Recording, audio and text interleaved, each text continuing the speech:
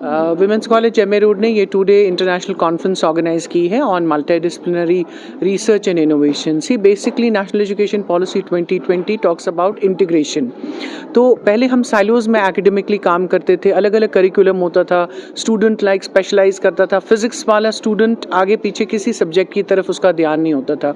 अब हम करिकुलम को पूरा इंटीग्रेट कर रहे हैं कि फिजिक्स का स्टूडेंट म्यूजिक भी पढ़ रहा है, फिलोसफी भी पढ़ रहा है, सोशियोलॉजी भी पढ़ रहा है। So basically it's like making students socially productive individuals in the society. और जब हम जैसे मैंने बात की, अगर टेक्नोलॉजी की इंटीग्रेशन नहीं होगी, एग्रीकल्चर में देखिए टेक्नोलॉजी नहीं होगी, तो हम पुराने तरीके से आगे प्रोग्रेस करेंगे।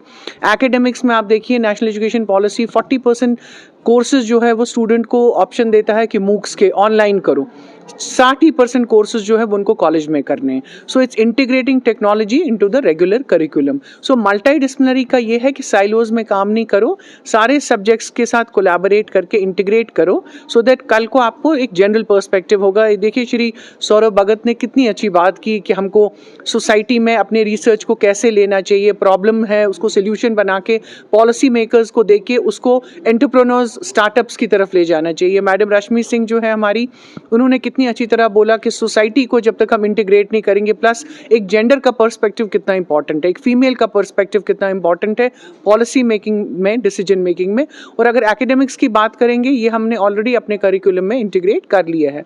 और इस कॉलेज में लास्ट ईयर एक रिसर्च लैब हमारे वर्दी प्रिंसिपल सेक्रेटरी श्री आलोक कुमार ने इनॉग्रेट की, जिसमें हम सारे सब्जेक्ट्स का जॉइंट कोलैबोरेशन करके प्रोजेक्ट करता है। हिस्ट्री स्टूडेंट जो है, आपने प्रोफेसर जॉन को सुना जो कीनोट स्पीकर था यूएस से, उन्होंने क्या कहा कि हिस्ट्री में जेंडर पर्सपेक्टिव कितना इंपॉर्टेंट है। कोई भी स्पेशलाइजेशन हो, कोई भी एकेडमिक प्रोग्राम हो, उसको मल्टीडिसिप्लिनरी बना के उसको आगे लेना है। और research innovation department of higher education जो है वो काफ़ी फंडिंग दे रहा है to create robust research ecosystem in colleges.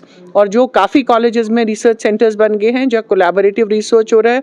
और फोकस हमारा है कि हम पेटेंट्स जनरेट करें, ये नहीं है कि सिर्फ पब्लिकेशंस करें और अपना हाई इम्पैक्ट फैक्टर देखें, वो रिसर्च करें जो कल को सोसाइटी में प्रोडक्टिव होगा। और इनोवेशंस की तरफ, बिकॉज वी रियलाइज कि how important it is, otherwise हम अनएम्प्लॉयबल ग्रेजुएट्स को चर्न आउट कर रहे हैं। तो एम्प्लॉयबिलिटी का इंडेक्स बढ़ाने के लिए उसको लिंक करें एजुकेशन के साथ, और ऐसे बच्चे कल को प्रोड्यूस करें जो जॉब प्रोवाइडर्स हो जाएं, सिर्फ जॉब सीकर्स ना हो।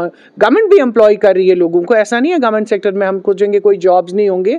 टेक्नोलॉजी से जॉब्स थोड़े रिकैलिब्रेट हो जाएंगे, लेकिन ये है कि हमको स्टूडेंट्स को ज़्यादा से ज़्यादा ध्यान दिलवाना है to become innovators, to get into startups and to become, I will tell you, we have right now we have 140 colleges, we have 90 140 across UT of Jammu and Kashmir, 90 are established colleges. We agree कि जो 50 नए colleges बने हैं उसमें हर एक college में अभी कहीं कॉलेजेस में लैंड इश्यूज हैं, कहीं कॉलेजेस में परमानेंट बिल्डिंग्स नहीं बनी हैं।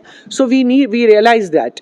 बट ये जो है 3+1 ये सब जगह हमने इंट्रोड्यूस किया है, लेकिन इसमें स्टूडेंट्स को चॉइस है, 3 साल के बाद बच्चा एग्जिट ले सकता है। सो हम उन्हीं कॉलेजेस में 4th ईयर का ज़्यादा फोकस करेंगे जहां हमारे पास एस्टैब्लिश रिसर्च लैब्स होंगी, स्टूडेंट्स को कोई दिक्कत नहीं होगी। ये तो फ्लेक्सिबल प्रोग्राम है, एंट्री एग्जिट है, 1 साल के बाद भी बच्चा एग्जिट ले सकता है। लेकिन जो हमारे 50 नए कॉलेजेस है उसमें फोकस है, इस वक्त कल ही स्क्रीनिंग कमेटी की मीटिंग हो गई कि उनमें इमीडिएटली हम परमानेंट कैंपसेस क्रिएट करें।